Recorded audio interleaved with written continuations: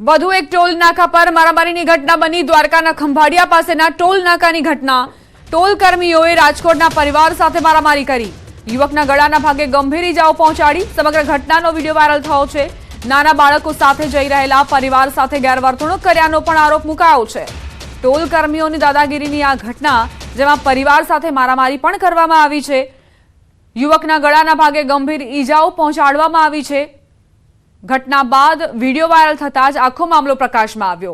નાના બાળકો સાથે જઈ રહેલા પરિવાર સાથે ગેરવર્તણૂકનો આરોપ મૂકવામાં આવ્યો છે। સવાલ અહીં એ કે ટોલ કર્મીઓએ આ દાદાગીરી કેમ કરી છે? શું સાબિત કરવા માંગતા હતા ટોલ કર્મીઓ? પરિવારને નિશાન બનાવવામાં આવ્યો। દ્વારકાના ખંભાળિયા પાસેના ટોલ નાકાની આ ઘટના, ટોલ કર્મીઓએ રાજકોટના પરિવાર સાથે દાદાગીરી કરી અને ત્યારબાદ મારામારી પર ઉતરી આવ્યા। સમાચાર દ્વારકાથી દારૂબંધીના ફરી એકવાર ધજાગરા ઉડ્યા છે। બરડા ડુંગરમાંથી દેશી દારૂ બનાવતી ભઠ્ઠી ઝડપાઈ। ધમધમતી દેશી દારૂની ભઠ્ઠી પર પોલીસના દરોડા। પોલીસે દરોડા પાડતા 3 આરોપી ફરાર થયા। પોલીસે ગુનો નોંધી આરોપીને પકડવા માટે તજવીજ હાથ ધરી। બરડા ડુંગરમાં આવેલ કહારિયા તળાવની બાજુમાં દારૂની ભઠ્ઠી ચાલતી હતી। 1400 લીટર દેશી દારૂમાં ઉપયોગમાં લેવાતો કાચો આથો અને 460 લીટર દેશી દારૂનો જથ્થો ઝડપાયો।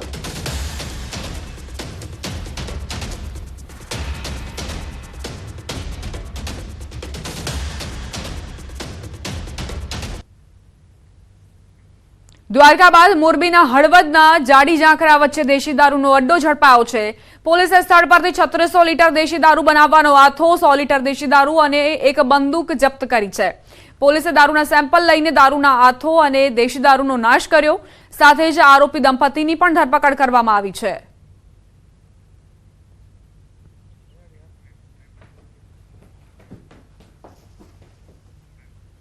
રોકાઈશું એક નાનકડા વિરામ માટે। આપ જોતા રહો ન્યૂઝ 18 ગુજરાતી।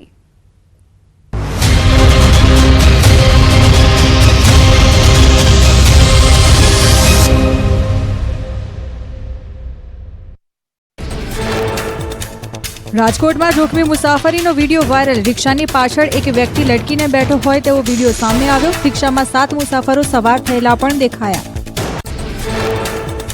આણંદના ગુરુદ્વારા સર્કલ નજીક લારીઓના દબાણથી ટ્રાફિકની સમસ્યા। થોડા દિવસ પહેલા દબાણ હટાવાયા હતા, છતાં લારી ધારકો ફરી ઢીંગો જમાવ્યો। પાલિકાના રેકોર્ડ મુજબ શહેરમાં 2800 ફરતી લારી સાથે વેપારની મંજૂરી। લારી ધારકોને કાયમી જગ્યા ફાળવવાની માંગ। દ્વારકામાં ભીંડા ગામે પીજીવીસીએલની ટીમને થયો કડવો અનુભવ। ચેકિંગ કરવા ગયેલી ટીમનો ગ્રામજનોએ ઉધડો લીધો। કહ્યું, અહીં રિપેરિંગ કરવા પણ કોઈ પીજીવીસીએલના માણસો આવતા નથી, તો વીજ ચેકિંગ માટે કેમ આવો છો? સમગ્ર ઘટનાનો વિડીયો થયો વાયરલ। વડોદરાના નિઝામપુરા વિસ્તારમાં રસ્તા પર પાર્ક બાઇકની ચોરી। ઘટના સીસીટીવીમાં કેદ। કેનાલ રોડ પર બાઇક ઘસડીને લઈ જતો ચોર પોલીસને હાથે ઝડપાયો। પોલીસે પૂછપરછ કરતા તસ્કરે ચોરીની કરી કબૂલાત। બનાસકાંઠામાં ચંદ્રલોક સર્કલ નજીક બેંકનું એટીએમ મશીન તોડવાનો ચોરોએ કર્યો પ્રયાસ। એટીએમ મશીનની બહાર ફરતી ચોરની ટોળકી સીસીટીવીમાં કેદ થઈ। ચોરની ટોળકી સક્રિય બનતા પોલીસના નાઇટ પેટ્રોલિંગ પર સવાલ। વડોદરા શહેરના સમા વિસ્તારમાં તસ્કરોનો ચોરીનો નિષ્ફળ પ્રયાસ। તાળું તોડી તસ્કરો સિનિયર સિટીઝનના ઘરની અંદર પ્રવેશ્યા। સમગ્ર ઘટનાના સીસીટીવી આવ્યા સામે। પોલીસથી બચવા તસ્કરોએ હાથમાં હેન્ડ ગ્લવ્સ અને નિંજા માસ્કનો કર્યો ઉપયોગ। ઘરમાં કંઈ હાથ ન લાગતા ચોરીનો પ્રયાસ નિષ્ફળ। મધ્યપ્રદેશમાં બેકરીમાં ચોરે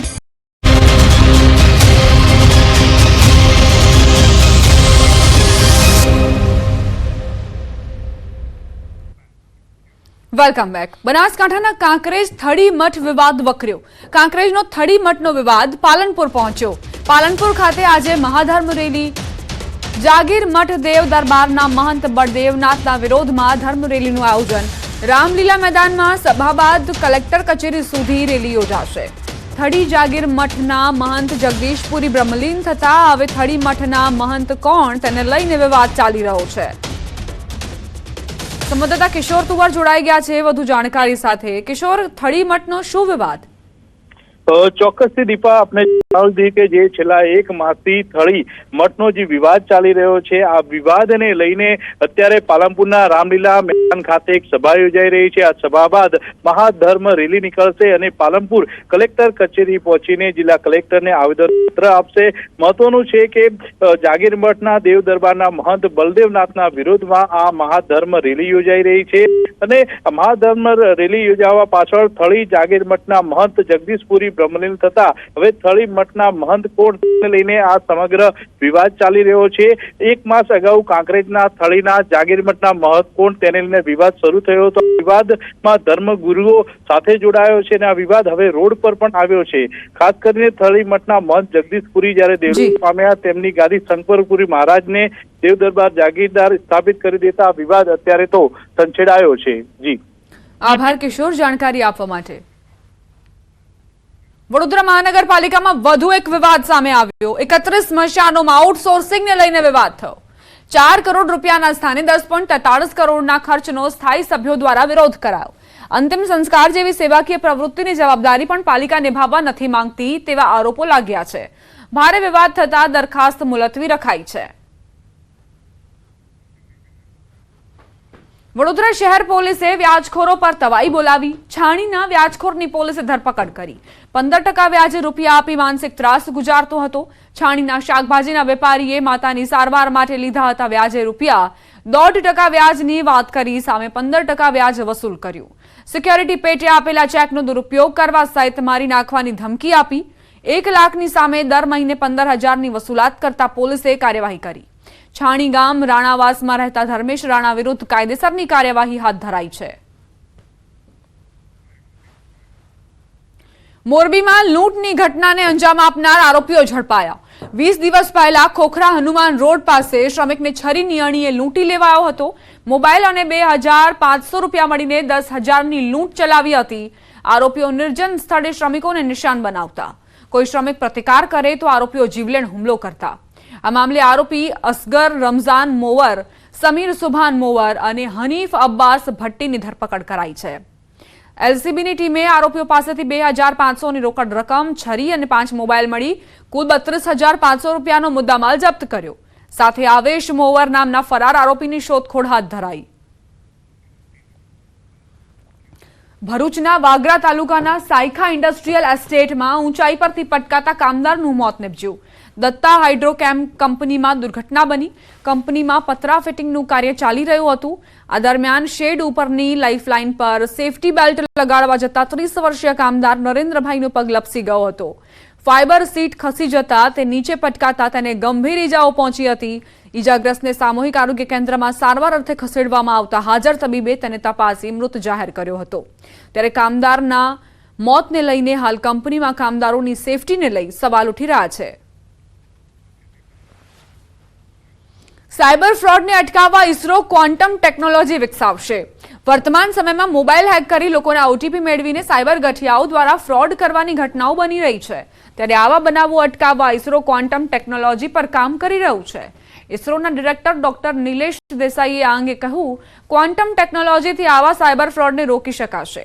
ઇસરો દ્વારા છેલ્લા 2.5 વર્ષથી ક્વોન્ટમ ટેકનોલોજી ઉપર કાર્ય થઈ રહ્યું છે અને ઇસરોએ તેને ટેસ્ટિંગ પણ કર્યું છે, જે સફળ રહ્યું છે। ત્યારે હવે સેટેલાઇટના માધ્યમથી આખી ટેકનોલોજીનો ઉપયોગ અને પ્રયોગ શરૂ કરાશે। આજની તારીખમાં આ નવી ટેકનોલોજી છે, પણ અમને પૂરી આશા છે કે નેક્સ્ટ 15 થી 25 વર્ષમાં આખા દેશમાં જે આ બધા ટ્રાન્ઝેક્શન થશે, ફાઇનાન્શિયલ ટ્રાન્ઝેક્શન, બેંક રિલેટેડ અથવા સ્ટોક માર્કેટ રિલેટેડ, એ બધા આ જે ક્વોન્ટમ ટેકનોલોજીના માધ્યમથી જ થશે। અને તમે ઓટીપી જે તમારા મોબાઈલમાં આવે છે એ પણ એ ક્વોન્ટમ ચેનલ દ્વારા જ આવશે અને that will make all transaction very highly secure. Gujarat technical university અને ઇસરોએ સંયુક્ત રીતે 7મી વાર સ્માર્ટ ઇન્ડિયા હેકાથોનનું આયોજન કર્યું। 11 અને 12 ડિસેમ્બરે હેકાથોન યોજાશે। વર્ષ 2017થી આ હેકાથોનનું આયોજન કરવામાં આવે છે। ત્યારે આ વર્ષે 7મી હેકાથોનનો ગ્રાન્ડ ફિનાલે અમદાવાદમાં યોજાશે, જેમાં 48 ટીમ 10 પ્રોબ્લેમ સ્ટેટમેન્ટ પર કામ કરશે। 15 રાજ્યમાંથી આવેલા 339 વિદ્યાર્થીઓ હેકાથોનમાં ભાગ લેશે।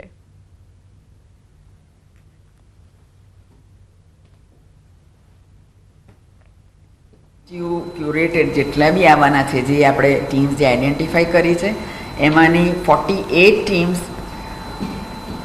R coming here. અને એ જે ટીમ્સ છે એ ટીમ્સની અંદર ઉત્તર એક ખૂબ સારું આપણને જે ચેન્જ જોવા મળ્યો છે, એમાં ગર્લ્સનું પાર્ટિસિપેશન ખૂબ વધતું જાય છે. સાયબર સિક્યોરિટી, આર્ટિફિશિયલ ઇન્ટેલિજન્સ અને વેબ રિલેટેડ સર્વિસીસ, તો આ 3 બહુ મુખ્ય વિષયો ગણાય છે આજકાલ. હોટ ટોપિક છે ખાસ કરીને વિદ્યાર્થીઓમાં અને આઈટી સેક્ટરમાં. એને કમ્બાઈન એનો યુઝ કરીને તો AIML, સાયબર સિક્યોરિટી અને વેબ સર્વિસીસ, એ 3ને લગતા પણ પ્રશ્નોમાં ઇન્ક્લુડ કરવામાં આવે છે. પાટણની ઉત્તર ગુજરાત યુનિવર્સિટી ફરી વિવાદમાં આવી. યુનિવર્સિટીના હોસ્ટેલ રૂમમાં રાત્રે ખેલાડીઓ દારૂની મહેફિલ માણતા ઝડપાયા. પાટણના જીમખાના ખાતે ગુજરાત સ્ટેટ બાસ્કેટબોલનું આયોજન કરવામાં આવ્યું છે, જે માટે ગુજરાતના અલગ અલગ જિલ્લાઓમાંથી ખેલાડીઓએ ભાગ લીધો. આયોજનના ભાગરૂપે યુનિવર્સિટી હોસ્ટેલમાં વિદ્યાર્થીઓની રહેવાની સગવડ જીમખાના દ્વારા પરમિશન લઈ કરાઈ હતી, જેમાં રોકાયેલા ખેલાડીઓ પૈકી કેટલાક ખેલાડીઓ હોસ્ટેલ રૂમમાં દારૂની મહેફિલ માણતા જોવા મળ્યા. દારૂની મહેફિલ માણતા હોસ્ટેલના રેક્ટરે જોઈ લેતા રેક્ટર સામે પણ દાદાગીરી કરી હોવાનો આક્ષેપ છે. આણંદથી આવેલા નબીરાઓ દારૂની મહેફિલ માણતા પકડાતા પોતાની લક્ઝુરિયસ કાર રેક્ટર પર ચડાવી દેવાનો પણ પ્રયાસ થયો હોવાનો આક્ષેપ છે, જે બાદ રેક્ટરે બૂમો પાડતા અન્ય સ્ટાફ આવી જતા નબીરાઓ પકડાયા હતા. જે બાદ B ડિવિઝન પોલીસ પણ સ્થળ પર પહોંચી હતી. જોકે હજુ સુધી આ બનાવમાં કોઈ ફરિયાદ નથી નોંધાઈ. જોકે રેક્ટરે દારૂ પીધેલ ખેલાડીઓ વિરુદ્ધ લેખિત અરજી આપી છે.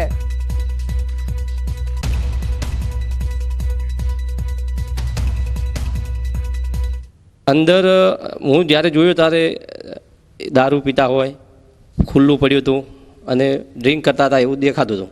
બધાય બેઠા હતા ને વાગતું હતું અને ગ્લાસ હતા એમની પાસે. અને જે એક વ્યક્તિ હતો તો ફૂલ હતો, એને જે મારી જોડે ઝપાઝપી કરી. હું મારી બાજુમાં ઓફિસ છે, ઓફિસ તરફ જતો હતો ત્યારે આ ગાડી ભાઈ પાછળથી ફૂલ સ્પીડથી હંકારી અને મારી ઉપર એમને પાછળથી મને મારવા માટેનો પ્રયત્ન કર્યો અને હું સદનસીબે બચી ગયો.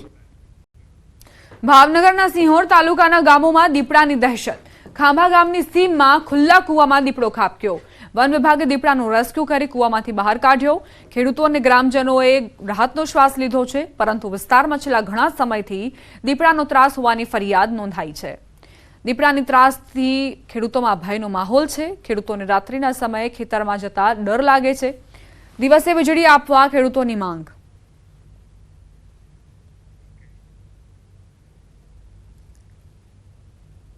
ગામડાની અંદર ખેતીવાડીમાં કામ કરવામાં ખેડૂતોને બહુ ભય લાગે છે, ડર લાગે છે કે અવારનવાર આ જનાવર રખડ્યા કરે છે. એટલે અમને એમની જગ્યાએ રાખવા જોઈએ અને ખેડૂતોને દિવસે જ લાઇટ આપવામાં આવે, આવી અમારી સરકાર પાસે માંગણી છે.